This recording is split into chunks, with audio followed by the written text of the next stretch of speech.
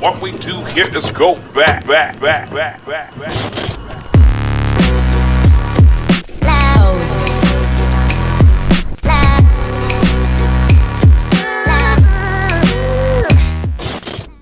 Well, ladies and gentlemen, welcome back to another video. And yeah, I know it's been a while since I actually uploaded a video, but I've been busy. I'm not gonna lie. I've been busy. And also, this story has just more and more has been coming out, and more news has been getting added onto this story. Now, for those of you guys who don't know, this is all about Spider-Man and the movie rights, at least.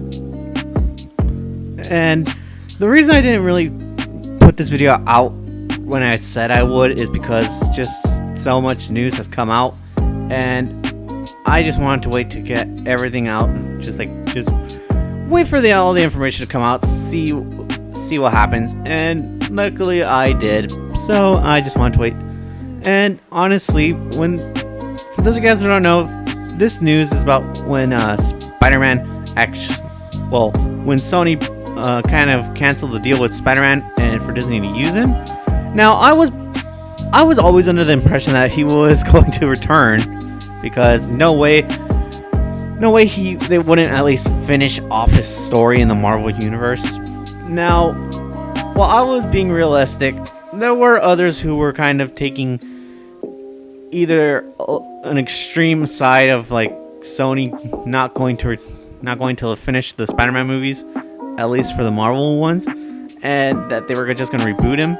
And then there were also sides where people would actually say that they're happy Spider-Man's out of quote-unquote the SJW Marvel universe, or yeah. And honestly, I just didn't really care about the whole situation at hand. And honestly, still, when I heard Spider-Man was going back to the MCU, I just really don't care what happens to Spider-Man. As long as I get something with Spider-Man, I'm happy.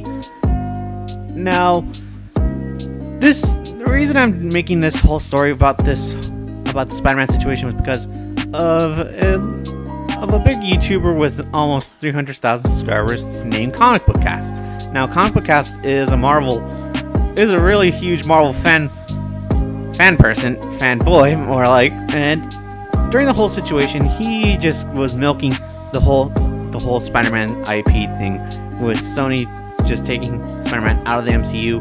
Now, while he really seemed to be the only major YouTube channel that was kind of defending Marvel and was hoping Spider-Man would return, well, you had other big channels like The Quartering, or also World Class Bullshitters, and other comic book channels. And well, Spider-Man himself, I do agree, he really isn't Spider-Man like he is in the comic books. In the Marvel movies, he really is more of a fan of the Avengers. And to be honest, well, I've seen that kind of Spider-Man throughout another cartoon. It's not the first time they've really written Spider-Man like that. But at the same time, that's not who Spider-Man is. So I can see why people are disappointed with Spider-Man as a character in the Marvel movies. But ComicBookCast seems to kind of take it to an extreme. He really went at Sony for taking him out. And, well, a lot of people did agree that during the deal, when it was broken off, that Marvel was asking for a lot of money. And to no surprise, for me, I understood why Sony didn't accept the deal at first. Now, I don't know the terms of the new contract, what the new deal is, but I'm pretty sure Sony had to make a deal. Like, they had to bring up something that would allow Marvel to kind of cross their Sony movies into their movieverse. But I'm not going to go too far into that. But ComicBookCast really has been milking this this whole situation, and honestly, all his videos on it have been complete missing some statements, missing some information that was put out there, and he's really only was defending Marvel for the longest time. And honestly, if you go to his channel, we'll just see like almost 100 videos of him just talking about the Spider-Man situation. And while he does have other videos covering other stuff, it's mostly been the Spider-Man situation. And I understand that he's a YouTuber, so he has to cover this news. But by God, it just was excessive with the Spider-Man stuff. And I don't have anything against him as a person. I just don't agree that he took the side of course, Marvel. Now, I don't take any sides in this because I know that it screws over the fans more than anything. But again, I gotta understand it from also Sony's perspective, where they couldn't allow Disney to just take a 50-50% split. Now, the new deal I know is like 25-70, whatever, and that's not a bad deal, but still, it's Sony's movie IP. They own it fair and square, so they can do whatever they want. So that's why I'm not really surprised that they did originally want to take him out and put him into their own quote-unquote Venom versus what people are dubbing it. But hey, what can you do? So I just wanted to make this quick video because, of course, he really has just been he's kind of just showed himself as a Marvel fanboy more than anything.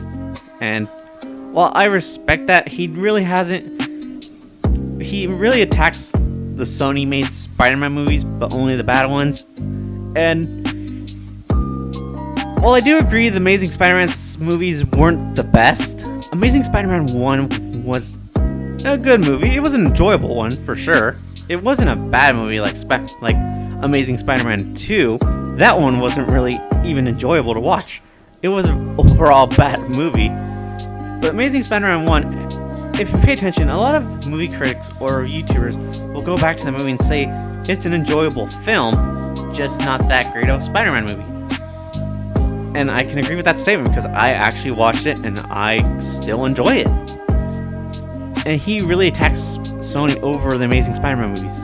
Now, I understand if he just attacked it from Amazing Spider-Man 1, but he kind of neglects to bring out the fact that they actually did do a good Spider-Man movie recently with Spider-Verse.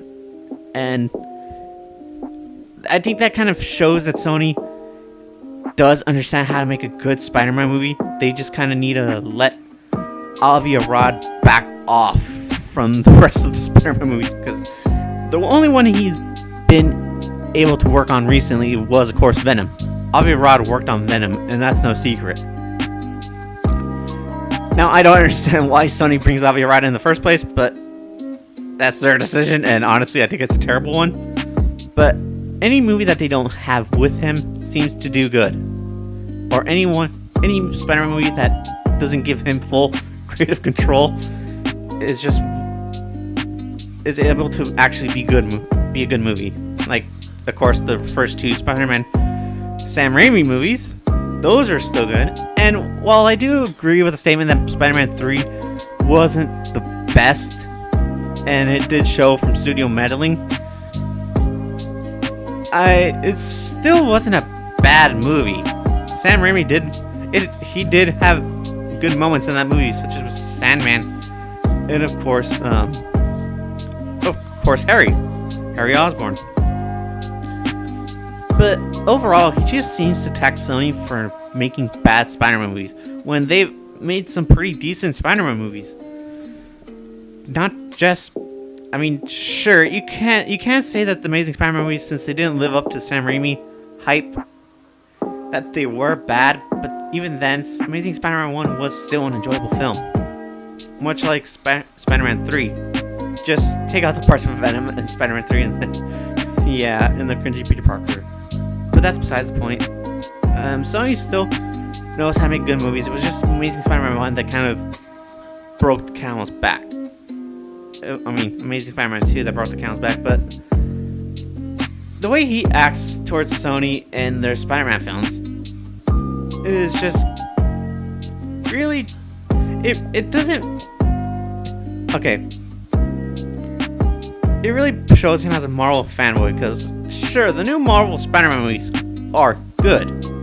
Don't get me wrong, they're really good movies. But to me, they're just not who Spider-Man is, what his character is supposed to be.